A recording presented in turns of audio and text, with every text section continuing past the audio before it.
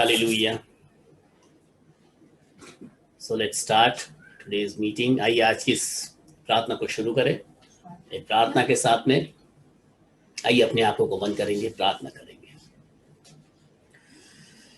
Hallelujah, hallelujah, hallelujah Lord Jesus.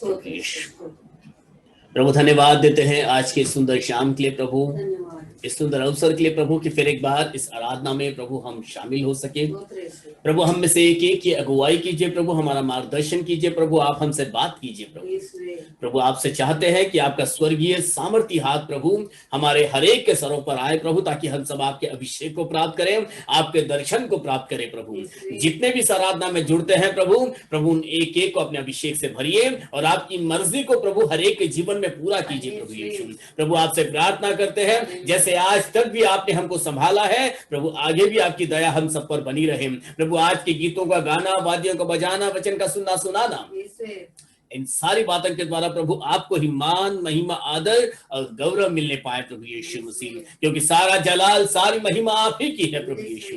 प्रभु कई लोग इस आराधना में जुड़ना चाहते हैं, परंतु प्रभु उनके पास साधन की कमी होने के कारण या किसी भी कारण से यदि वे नहीं जुड़ पा रहे हैं प्रभु, हम आपसे प्रार्थना करते हैं उनकी हर जरूरत को पूरा कीजिए, ताकि वे भी इस आराधना में जुड़कर आपके आशीषों को, अनुग्रहों को प्राप्त करते रहें। अब प्रार्थना हमारे उद्धार करता प्रभु यीशु मसीह नासरी के नाम से मांगते हैं, आमीन, आमीन, आमीन, आमीन। सो आइए आज के इस आराधना को वियाना हम लीड करेगी। आइए उसके साथ में हम इन गीतों को गाते हुए प्रभु यीशु मसीह की आराधना करें। Praise the Lord, praise the Lord, praise the Lord.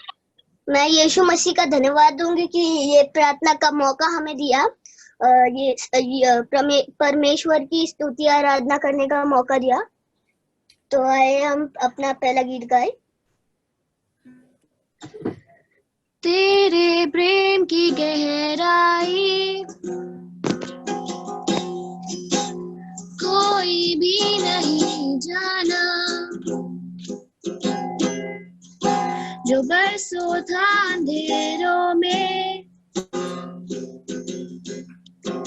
नामुमकिन था जिसे पाना। तेरे प्रेम की गहराई कोई भी नहीं जाना, जो बरसों था अंधेरों में नामुमकिन था जिसे पाना। तेरे जिगर का टुकड़ा हूँ मैं, यूं तेरी नजर में उतरा हूँ मैं, कि तू खुद आ गया सब कुछ देकर मुझको पाने को।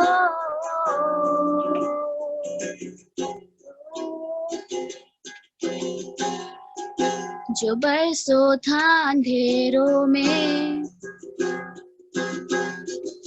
वो यीशु में नजर आया, जो चाहत थी मेरी हरदम पिता का प्रेम मैंने पाया। जो बरसों था अंधेरों में वो यीशु में नजर आया, जो चाहत थी मेरी हरदम पिता का प्रेम मैंने पाया। तेरे जिगर का टुकड़ा हूँ मैं, यूं तेरी नजर में उतरा हूँ मैं, कि तू खुद आ गया सब कुछ देकर मुझको पाने को।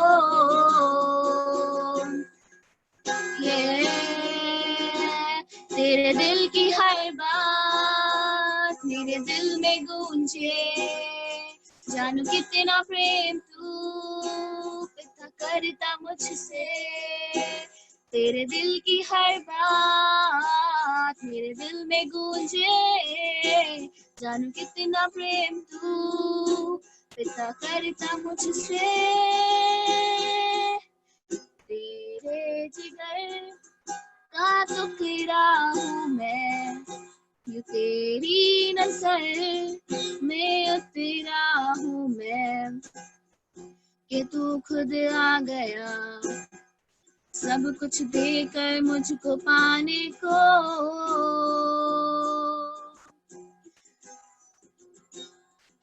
सब कुछ देकर मुझको पाने को। जैसे कि आइजाया 66 उसका 13 कहता है, As a mother comforts her child, so will I comfort you. So the next song, yeah. गर्भ के समय से पाला है, बनाया मुझको अपने रूप में, डाली तूने अपनी रूह है, भर दिया अपने नूर से। गर्भ के समय से पाला है, बनाया मुझको अपने रूप में, डाली तूने अपनी रूह है, भर दिया अपने नूर से। माँ के समान तू है, माँ की तरह तू ख्याल रखता है, माँ के समान तू है, माँ से भी ज्यादा प्यार करता है। सुकून है तेरी गोदी में, बाहों में तेरी हिफाजत है, पोछे सारे आंसू मेरे, डर सारे गुम हो गए। सुकून है तेरी गोदी में, बाहों में तेरे हिफाजत है, पोछे सारे आंसू मेरे, डर सारे गुम हो गए। माँ के समान तू है, माँ के समान तू प्यार करता है, माँ के समान तू है, माँ से भी ज्यादा प्यार करता है। तूने प्यार किया है मुझसे, जान से भी ज्यादा, जान से भी परवाह की है मेरी। छोटी से छोटी बातों की तूने प्यार किया है मुझसे, जान से भी ज्यादा, जान से भी परवाह की है मेरी। छोटी से छोटी बातों की माँ के समान तू है, माँ की तरह तू ख्याल रखता है, माँ के समान तू है, माँ से भी ज्यादा प्यार करता है। आमीन। Okay, Vienna, you lead us in prayer. Let's pray. Hallelujah, hallelujah, hallelujah. Praise the Lord, praise the Lord, praise the Lord Jesus. We thank you once more again in this evening that you have blessed us with, Jesus. Thank you for showing us this beautiful evening in all of our lives, oh Lord Jesus. Thank you so much for gathering us here together to worship you, to lift your name higher, Lord Jesus. Jesus, be with us. Help us to lift your name more and more higher, Lord Jesus, to build your kingdom, Lord Jesus. You be with us, all of us, Lord Jesus, present here. The people joined through Zoom or YouTube, Father, bless them all. Bless their lives, Jesus. You know all their needs and desires of their hearts, oh Father. You fulfill all their needs and desires, oh Lord Jesus. You be with all of them, Lord Jesus. You know all of the problems they are going through. Jesus, be in their good and bad, happy and sad. Jesus, be with all of the people, Lord Jesus. I submit the further preaching into your hands, Jesus. Whoever preaches, bless the person, Jesus, and whatever the person speaks, Lord Jesus, may it be from you, Father. Help us, Lord Jesus, in everything that we do, and help us to walk according on it, Lord Jesus. Thank you so much again for everything, Lord Jesus. I submit everything into your hands. I ask this prayer in the most powerful name of my Lord and Savior, Jesus Christ of Nazareth. Amen. Amen, amen, hallelujah. So praise the Lord everyone.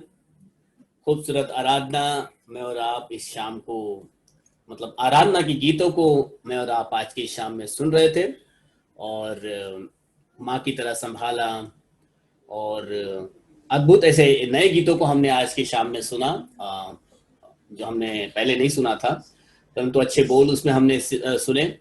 और आप सबों का फिर एक बार आज के शाम की आराधना में आपका स्वागत है। और मैं विश्वास रखता हूँ कि इन दिनों आपने अच्छे और उत्तम वचनों को बीते हफ्तों से हम सुन रहे थे, सीख रहे थे। पास्टर मिलर काफी समय से जुड़ना चाह रहे हैं, परंतु किसी कारणवश वे नहीं जुड़ पा रहे हैं, परंतु फोन करके मुझसे इस बात का याचना करते हैं कि मैं सभा को बताऊं कि उन्हें काफी दुख है कि वो जुड़ नहीं पा रहे हैं। सो वे एक क्षमस्व है, परंतु वे आप सबको याद करते हैं और निरंतर आपको अपनी प्रार्थनाओं में रखते हैं। जितने भी जूम में जुड़ रहे हैं, यूट्यूब में जुड़ रहे हैं और जितने कलीसिया के जितने उनको जानते हैं, और वे सभी के लिए प्रार्थना करते हैं। सो आपकी भी निजी प्रार्थना में आप उनके लिए याद रखिए। आइए आज की शाम के समय हम थोड़ा देर वचन में जाएंगे और जैसे हम बीते समय में कई अलग अलग विषयों पर मैं और आप सीख रहे थे, सुन रहे थे, अलग अलग बातें हमारे सामने थी। कल हमने जो पास्टर राजकुमार से विषय सुना वो था छोटी लोमड़ियों के बारे में, कि हमारे जीवन में कई ऐसी बातें हैं जिनके कारण प्रभु के बलिदान में आने से हमें काफी कुछ दिक्कतों का सामना हो रहा है, ताकि जो बात हम प्रभु से प्राप्त करना चाहते हैं उसमें किसी न किसी तरीके से किसी न किसी क्षेत्र में हम पीछे पड़ रहे हैं। और इन सारी बातों को अलग अलग व्यक्तियों के द्वारा क्यों ना हो, परंतु प्रभु हमसे बताता रहता है। हमारे जीवन के हर एक उन क्षेत्रों को प्रभु हमें जता देता। कल हमने कई ऐसे विषय देखे, मतलब कि छोटी लोमड़ियां क्या होती है, मतलब छोटी छोटी गलतियां, छोटी छोटी बातें जो हमारे जीवन में हमने पाल कर रखी हुई है, बांध कर रखी हुई है, इसे हमने छोड़ा नहीं है, इनको हमने पाल कर रखा हुआ मैं कहूंगा। आइए मैं मेरे विषय पर लेकर चलना चाहूंगा, जो विषय मैं आधा मैंने छोड़ा है और मैंने कहा कि हम धीरे धीरे इसको आगे बढ़ाएंगे। हम लोग आराधना के विषय पर बात कर रहे थे और हमने बीते समय में आराधना के विषय में बातें की।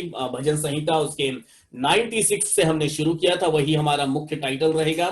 फिर से एक बार हम निकालेंगे साम्स 96 एंड 9।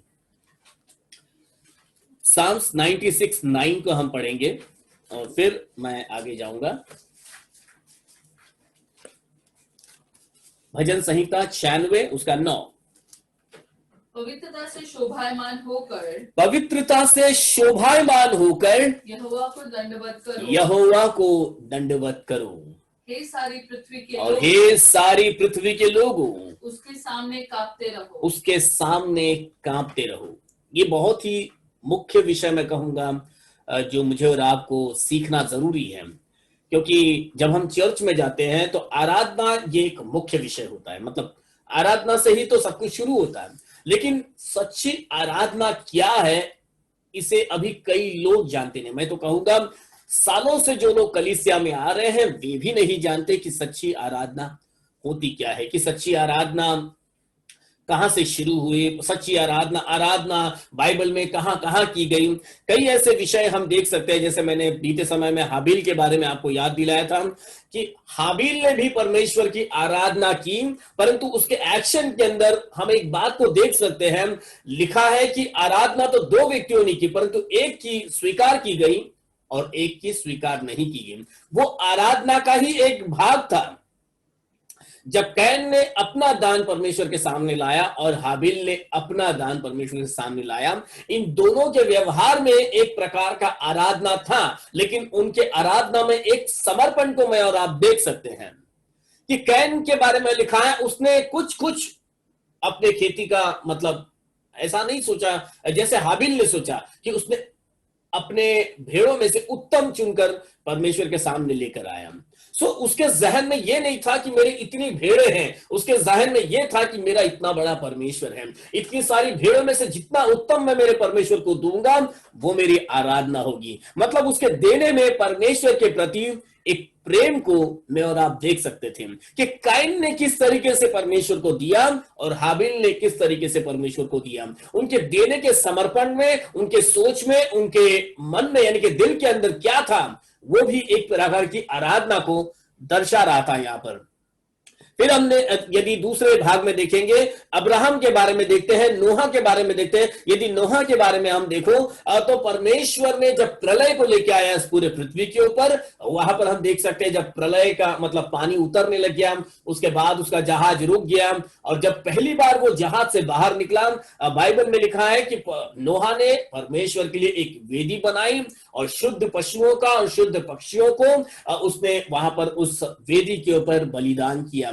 यहां पर हम देख सकते हैं कि हर बातों में जो है उसने परमेश्वर को प्राथमिकता देकर आराधना को दर्शाया। यह नहीं कि चलो इतने दिन के बाद मैं जहाज से बाहर आया हूं, थोड़ा घूम घाम लेता हूं, थोड़ा अपने लिए सही सुकून का पहला अपना इंतजाम कर लेता हूं और सारी बातों को करने के बाद उसको सूझा कि चलो मैं वेदी बनाऊं। ऐसा नहीं लिखा है। लिखा है जैसे ही वो अपने परिवार के साथ जहाज से बाहर निकला तो जो सबसे पहले काम उसने किया वो था परमेश्वर को आगे रखना, परमेश्वर के लिए एक वेदी बनाना, उसके ऊपर समर्पण देना। ये नहीं देखा उसने कि मैं अब बाहर आया हूं, अब तो चारों तरफ प्रलय का मंजर छाया हुआ है, अभी अभी तो पानी उतरा है, खाने पीने की सुविधा है नहीं, मालूम भी नहीं है, पहले अपना इंतजाम तो कर लूं, पहले अपना राशन पानी तो भर लूं, और या तो अभी मैं अगर परमेश्वर को दे दूंगा तो बाद में क्या होगा।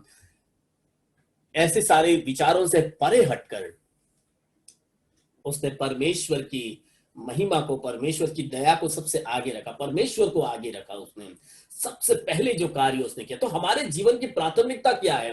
कई बार हम अपने जीवन के अंदर परमेश्वर को प्राथमिकता न देते हुए बाकी बातों को प्राथमिकता देकर परमेश्वर की आराधना में पीछे हट जाते हैं। जैसा मैंने आपको बताया था कि आराधना सिर्फ बैंड और बाजों को बजाने के द्वारा नहीं होती है, उछल कूद कर लेने से आराधना नहीं होती है, आपके सुरीले आवाजों से आराधना नहीं होती है, जोर जोर से जो है तालियां और झांझ बजाने से ही सिर्फ आराधना नहीं होती है। ये तो आराधना का एक भाग है कि जब एक व्यक्ति आराधना में मंत्रमुग्ध हो जाता है तब वो झूमता है, तब वो गीतों को गाता है, बजाता है, अपने आनंद को परमेश्वर के सामने प्रकट करता है। वो आराधना का एक हिस्सा है। परंतु यदि नोह के बारे में हम देखेंगे, हाबिल के बारे में हम देखेंगे, यहां पर उन्होंने अपने जीवन से कुछ उत्तम देने के द्वारा, कुछ ऐसे समर्पण के मन के द्वारा कि मेरी बाकी बातें बाद में, परंतु सबसे पहले मेरा परमेश्वर रहेगा। आप यही बात अब्राहम के जीवन में देख सकते हो कि अब्राहम परमेश्वर को तो जानता भी नहीं था पहले। जब उसने परमेश्वर की आवाज को सुना, बस एक अनजान आवाज के पीछे हो लिया कि हाँ एक स्वर की आवाज है, एक ऐसी आवाज जो उसने पहली बार सुनी थी, और उस आवाज पर उसने बहुत कैलकुलेशन करते नहीं बैठा, यह क्या हो सकता है, ये किसकी आवाज हो सकती है, और ये वो न सोचते हुए बस एक परमेश्वर की पुकार को उसने आदर दिया। परमेश्वर ने उसको वहां से आगे बढ़ने को कहा, एक ऐसे अनजान देश में जाने को बोला जहां के बारे में अब्राहम जानता भी नहीं था, और वो चल पड़ा। लेकिन अब्राहम के बारे में ऐसा लिखा है कि जहां जहां परमेश्वर, जहां जहां वो जाता था, अपना पड़ाव डालता, वहां पर वो परमेश्वर के नाम की एक वेदी बनाता और वहां पर वो बलिदान करता। परमेश्वर को धन्यवाद देता। मतलब देखो, अब्राहम के हर पड़ाव को आप चेक कीजिए, ऐसा नहीं उसने सोचा जब मैं मेरी मंजिल पर पहुंचूंगा तब मैं परमेश्वर को दूंगा। कई बार हमारे जीवन के अंदर हम परमेश्वर के लिए सीमाएं बना देते हैं, जब मेरे जीवन में ऐसा होगा तब मैं ऐसा करूंगा। लेकिन अब्राहम के जीवन को यदि आप देखोगे, जीवन के हर पड़ाव में वो परमेश्वर को धन्यवाद दे रहा था, वो परमेश्वर के प्रति आभारी हो रहा था। इस प्रकार से अब्राहम ने अपनी आराधना को जो है परमेश्वर के सामने प्रकट किया। तो ये कुछ भाग मैंने आपको इसलिए बताया क्योंकि आगे चलकर हम निर्गमन में देखते हैं एक प्रकार की आराधना, वहां परमेश्वर ने एक पैटर्न को सेट किया, लेकिन उसका दुष्परिणाम क्या हुआ वो मैं आपको बताना चाहता हूं। निर्गमन की पुस्तक हम निकालेंगे और उसके बुक ऑफ एक्सोडस चैप्टर 29, निर्गमन 29वीं अध्याय और उसका 38 और 39, 38 एंड 39, चैप्टर 29, 38 एंड 39। जो तुझे वेदी पर नित्य चढ़ाना होगा हाँ, वह यह है, प्रतिदिन एक वर्ष के 2 भेड़ के बच्चे, एक भेड़ के बच्चे को तो भोर के समय और दूसरे भेड़ के बच्चों को गोधूली के समय चढ़ाना। हाँ, अब यहां पर परमेश्वर ने दोनों आयतों में ऐसा बताया कि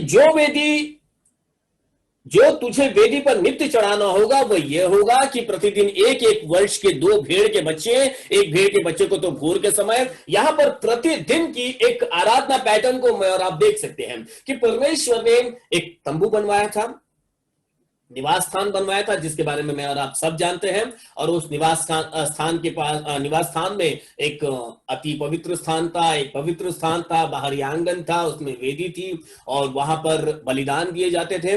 और परमेश्वर ने यहाँ पर एक पैटर्न बताया था कि हर रोज वहां पर गोधूली के समय, मतलब शाम के समय, शाम का समय मतलब जब सूरज ढलता और फिर भी उजाला रहता है उसको गोधूली कहते हैं। मतलब अभी सूरज पूरी तरह से ढलकर अंधेरा नहीं हुआ है, अंधेरे होने के पहले का समय उसको गोधूली का समय कहा जाता है। तो गोधूली के समय में कुछ बलिदान कर रहे हैं, कुछ अलग समय में बलिदान कर रहे हैं, और इस तरीके से तुझे नित्य करना होगा। तो रोज परमेश्वर के आगे इस तरह का बलिदान करने के बारे में एक पैटर्न बताया है यहाँ पर। ये करने के द्वारा उस समय के लोग जो इस तरीके से आराधना हो रही थी, और मतलब आराधना नहीं, ये एक पैटर्न था जो परमेश्वर ने उस समय के लोगों को कहा करने के लिए। परंतु उन समय के लोगों को ऐसा लगता था इतना कर लिया हो गया, क्योंकि इब्रानियों की पुस्तक में यदि हम देखेंगे आपको समझ गया होगा, ये परमेश्वर ने इजरायली लोगों को रोज करने की एक विधि बताई। जैसे इस बलिदान की बातों को एक तरफ अगर रखें हम, तो जैसे हम हर रोज शाम को मिल रहे हैं, शाम को 7 बजे मिल रहे हैं, रविवार को सुबह 9 बजे मिल रहे हैं, हर हफ्ते कलीसिया में मिलते हैं, समय समय पर किसी न किसी ओकेशन पे परमेश्वर की आराधना करने को मिलते हैं। फिर वहां पर हम गीत गाएंगे, प्रार्थना करेंगे, दान अर्पण करेंगे, वचन सुनेंगे। ये एक पैटर्न हमारे लिए एक समय में, इस समय में हमने बनाया। लेकिन वैसे ही उसी तरीके का हम लोग यहाँ पर देख सकते हैं कि डेली यहाँ पर एक तरह की आराधना जो है इजराइली लोग करते थे। लेकिन इसका मुख्य भाग मैं आपको बताना चाहूंगा। इब्रानियों की पुस्तक निकालेंगे हम लोग और उसके 9 अध्याय के 9 वचन को पढ़ेंगे। इब्रानियों 9:9।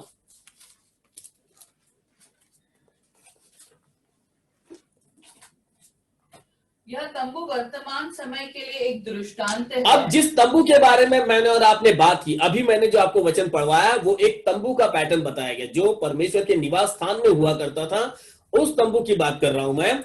यह तंबू वर्तमान समय के लिए एक दृष्टांत है, जो अभी हमने पढ़ा, जो अभी निर्गमन के अंदर हमने पढ़ा।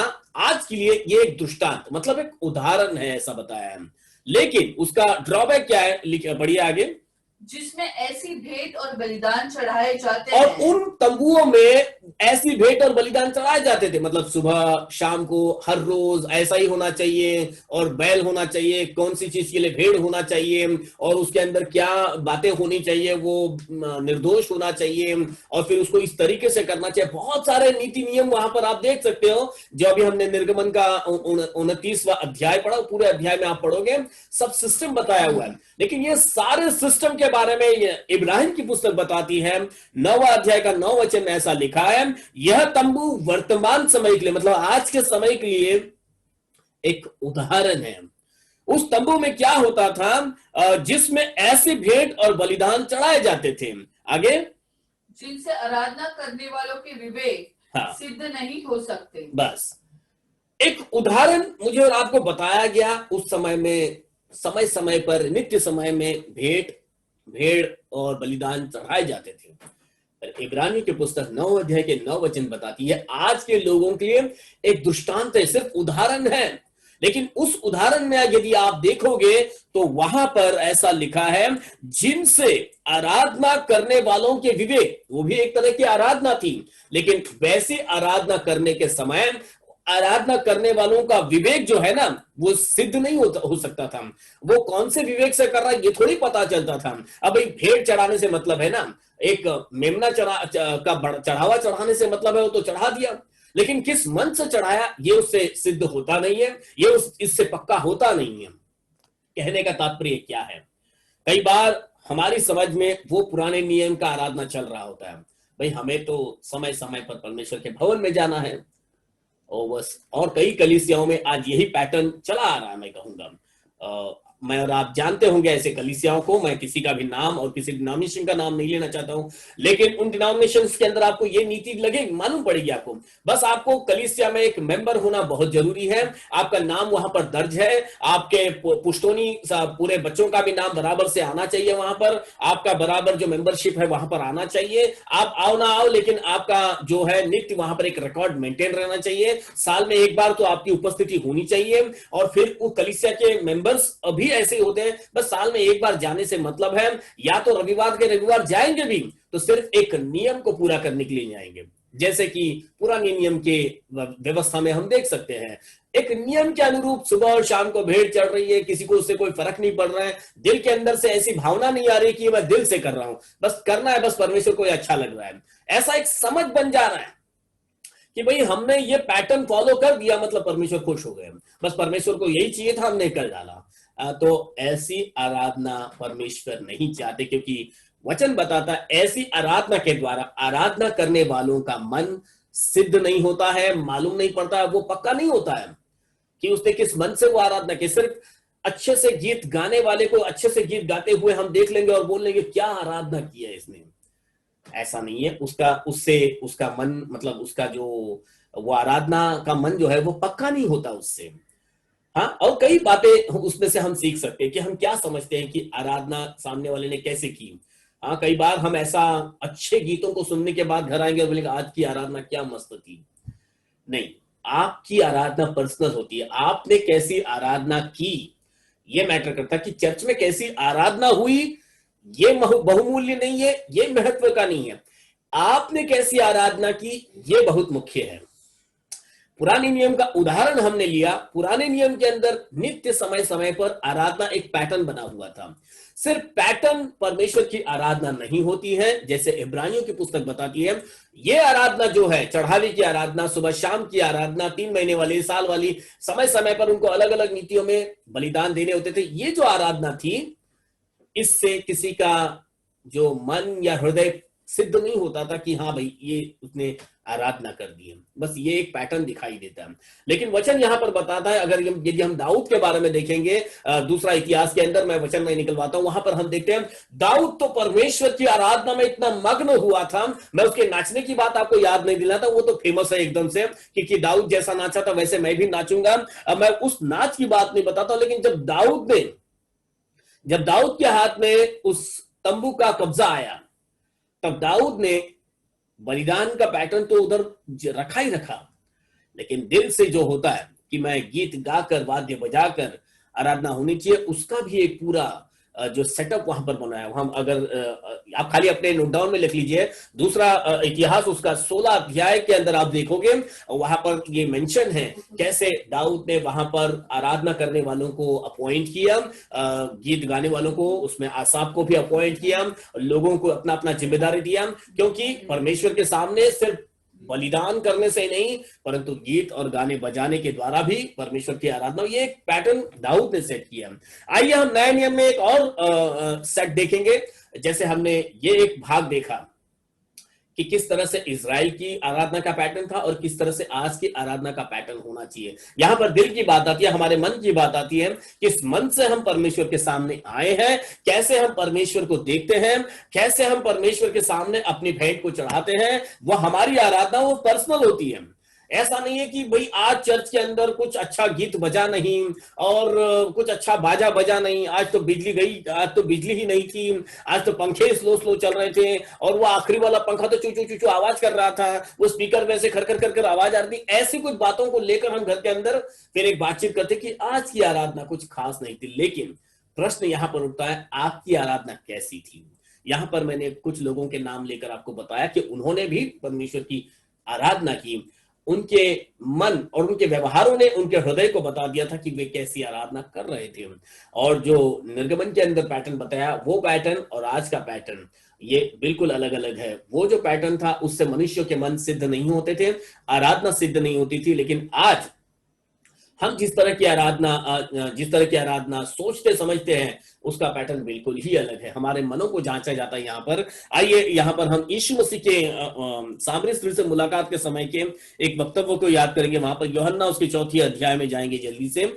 वहां पर सामरी लोगों के मन में क्या ख्याल चलते हैं, सामरी लोगों को क्या समझ में आता है कि आराधना क्या होती है, उसके बारे में हम थोड़ा सा यहाँ पर मनन करेंगे। ऐसे हम में से भी कई होते हैं जिनकी समझ ऐसी बना दिए होते कई बार। So let's see what it says. उसके 4 अध्याय के 20 आयत को पढ़ेंगे। तब उसने पुस्तक बंद कर नहीं, यूहन्ना 4 अध्याय का 20 वचन, यूहन्ना 4 अध्याय का 20 वचन, जहां पर यीशु मसीह की मुलाकात सामरी स्त्री से हुई और सामरी स्त्री के साथ में जब बातचीत चल रही थी तो वहां सामरियों के मन में क्या मतलब आराधना का पैटर्न है, इसको थोड़ा सा हम देखेंगे। यहाँ हमारे बाप दादों ने इसी पहाड़ पर आराधना की। अब हमारे बाप दादाओं ने तो इसी पहाड़ पर, जहां पर सामरी लोगों ने अपना एक घर बनाकर रखा था, एक दल बनाकर रखा था, और वहीं पर उस जो सामरियों ने, क्योंकि सामरी और यहूदियों को कोई मेल ही नहीं होता था।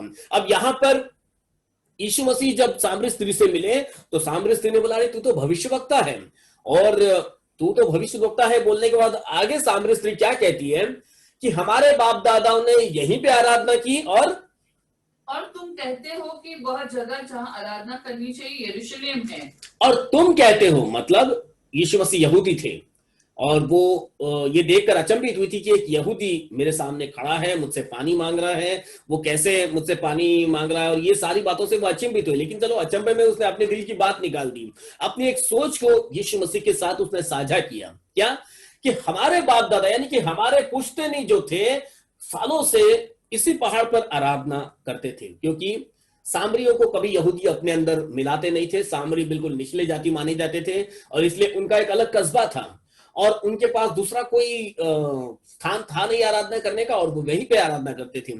लेकिन एक ऐसी समझ वहां पर फैला दी गई थी, यहूदियों ने अपने आप को कुछ ऐसा बना दिया था, आराधना जो होती है तो वो यरूशलेम में ही होती है, यरूशलेम में जो आराधना होगी वो सही आराधना। लेकिन सामरी लोग जो आराधना करते हैं वो तुच्छ आराधना। वहां कौन सी आराधना? परमेश्वर तो यरूशलेम में रहता है। जहां पर यहूदी लोग रहते हैं वहीं पर परमेश्वर की उपस्थिति है। जहां पर परमेश्वर का वो जो मंदिर है, यरूशलेम के अंदर जो मुख्य मंदिर था जिसमें यीशु मसीह भी जाया करते थे, तो यहूदी का ये एक एडवर्टाइजमेंट था, ये एक मान्यता थी।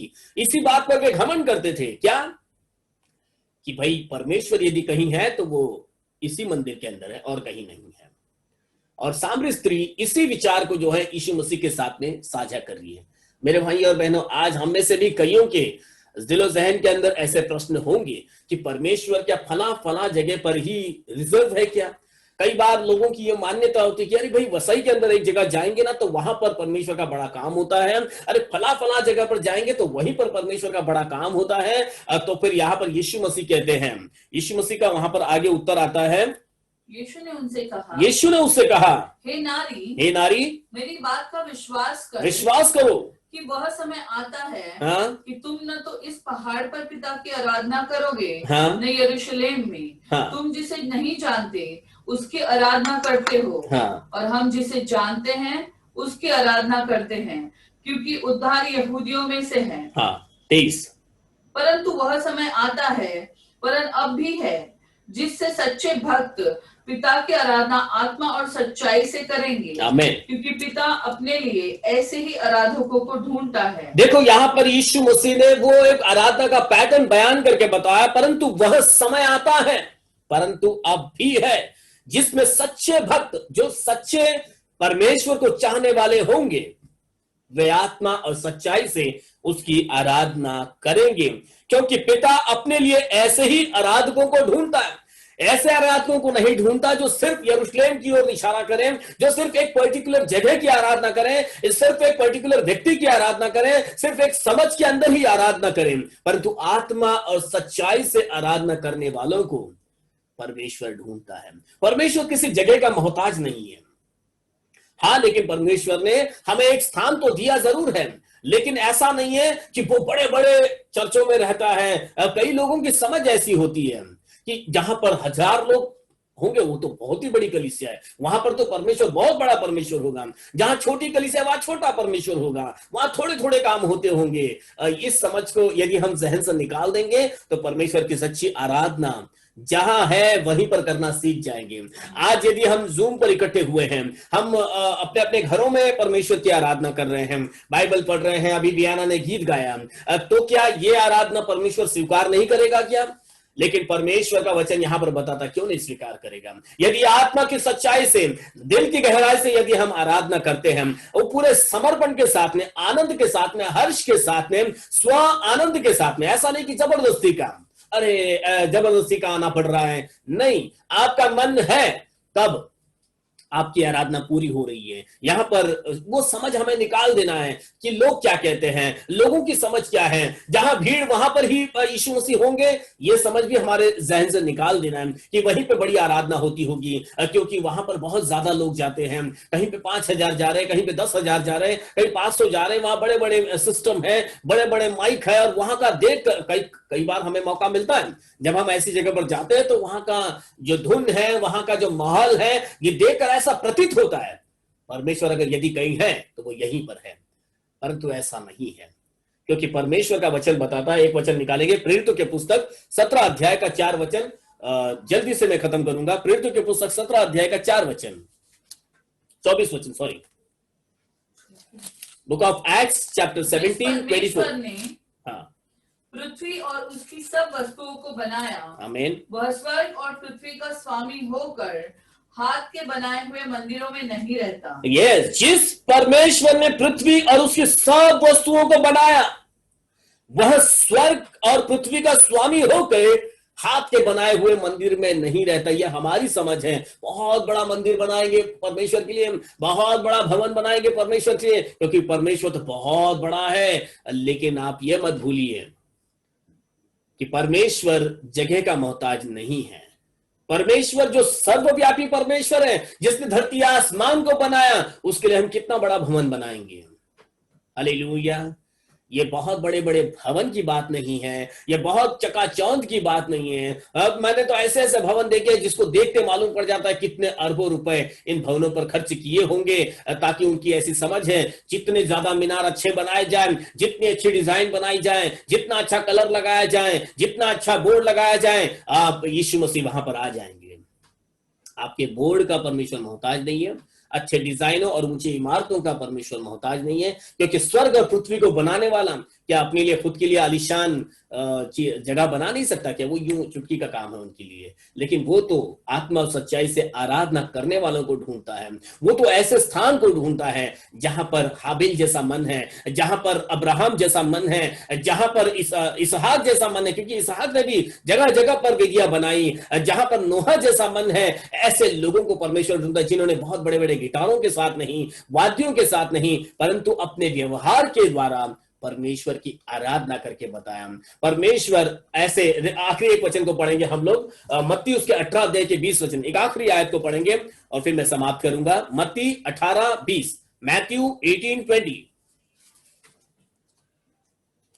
क्योंकि जहां 2 या 3 मेरे नाम से पर इकट्ठा होते हैं तो परमेश्वर बड़ी बड़ी इमारतों का मोहताज नहीं, ना बड़े बड़े आलीशान बंगलों का मोहताज है, ना बड़ी बड़ी भीड़ का मोहताज है, ना ऊंचे ऊंचे सभाओं का मोहताज है, परंतु खुदा का कलाम बताता है जहां पर 2 या 3 मेरे नाम से इकट्ठा होते हैं वहां मैं उनके बीच में होता हूं। वहां पर मैं उनके बीच में मौजूद होता हूं। तो आज मुझे और आपको इस बात का आकलन करना बहुत जरूरी है, हम किस मन से परमेश्वर के आगे आते हैं। बड़ी सभा में जाएंगे लेकिन जब यीशु का नाम ही वहां पर नहीं होगा, प्रभु की उपस्थिति वहां नहीं होगी। प्रभु का कलाम बताता है जहां कहीं 2 या 3 मेरे नाम से इकट्ठा होंगे उनके मध्य में मैं मौजूद होऊंगा।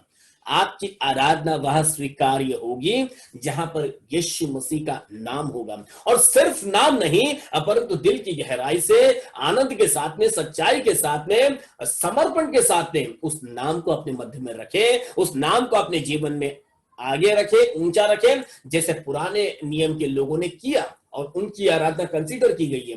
मैं हनोक के बारे में कहना रह गया, लेकिन किसी और दिन आपको बताऊंगा। हनोक के बारे में तो बहुत अच्छा लगता है कि जब उसका जन्म ही हुआ उस समय से ही परमेश्वर का नाम लिया जाने लगा। मतलब वो भी, अगर उसके पीछे का भी मर्म यदि हम आप जान लेंगे तो यह हमारे लिए बहुत ही उत्तम और उम्दा होगा कि एक ऐसी आराधना कि जिस आराधना ने लोगों में यहोवा का नाम लेकर आ गया। मुझे बड़ा अचंभा लगा, मैं जब उस भाग को पढ़ रहा था कि जब हनोक पैदा हुआ उस समय से ही लोग यहोवा का नाम प्रार्थना में लेने लग गए। तब से लोग यहोवा को जानने लग गए।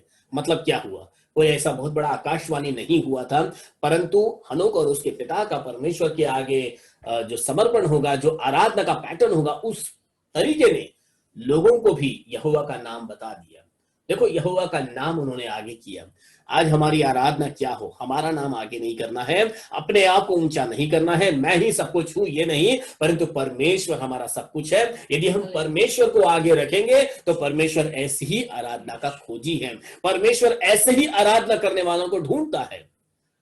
कुछ एक बातों को मैं आपके सामने रख रहा हूं, लेकिन आने वाले दिनों में आराधना का एक और हिस्सा मैं आपको बताऊंगा कि लोगों की समझ के अनुसार, या हमारे आजकल के लोगों के समझ के अनुसार एक और तरह की आराधना है जो सही नहीं है। ये परमेश्वर बताते हैं अपने वचन के द्वारा। मैं आगे को मुझे मौका मिलेगा इस पर और रोशनी डालूंगा मैं, परंतु आज मुझे और आपको यह समझ लेना है, हमारी आराधना इन चीजों के अंदर कंसीडर की जाती है कि हम किस मन से परमेश्वर के सामने उपस्थित होते हैं।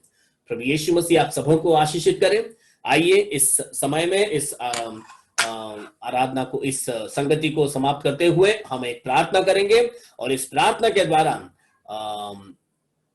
इस प्रार्थना के साथ आज के सभा को हम समाप्त करेंगे। आइए, मैं चाहूंगा कि आज भाई रोहित थोड़ा देरी से आए हैं, ब्रदर रोहित, आप प्रार्थना में हमारी अगुवाई कीजिए।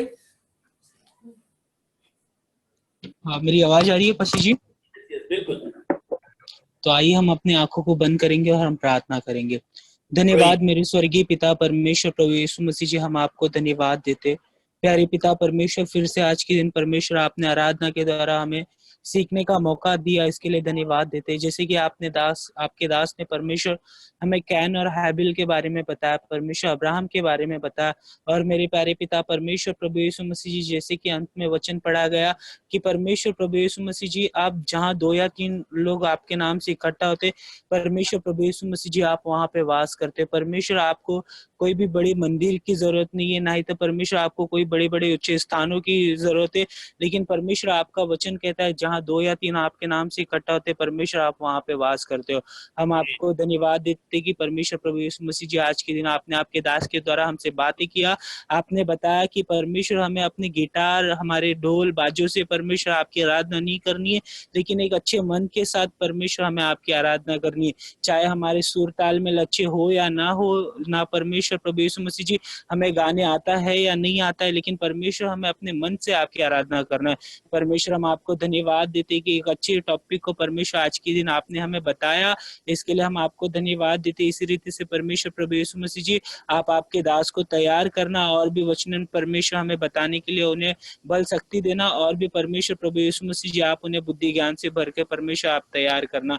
और परमेश्वर प्रभु यीशु मसीह जी, जितने भी मसीह भाई बहन है जो आज के वचन को सुने, वे सारे लोगों को इन वचनों के द्वारा आप आशीर्वाद देते, ब्लेसिंग करना परमेश्वर, उनके लगने वाले हर एक जरूरतों को आप देना, और सारे कलीसिया के मेंबर्स को परमेश्वर आप आशीर्वाद देते और ब्लेसिंग करना परमेश्वर। हम ये कार्य को आपके हाथों में सौंपते, सारे मसीह भाई बहनों को आपके हाथों में सौंपते परमेश्वर, सभी को चलाना बढ़ाना गवाही बनाना, सारे लोगों को आपके बलवंतर हाथों में सौंप के छोटी सी प्रार्थना परमेश्वर प्रभु यीशु मसीह जी आपके नाम से करते हैं, आमीन। हालेलुया। स्वर्गीय मर्त्य पाताल के खुदावन प्रभु यीशु मसीह का अनुग्रह और उसकी दया, प्रभु यीशु मसीह की आशीष और शांति, प्रभु यीशु मसीह के दूसरे आगमन तक हम सबों के संग बनी रहे। आमीन आमीन आमीन आमीन। Praise the Lord.